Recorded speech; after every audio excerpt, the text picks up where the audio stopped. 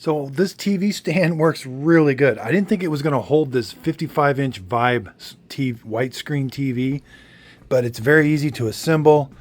This comes with the TV stand, this comes with it, and so does the brackets that mount to the TV. Now, I'd had to get some different screws, but this Vibe is extremely heavy, and this has no problem holding it. It is rather stable. It doesn't feel like it's going to tip over.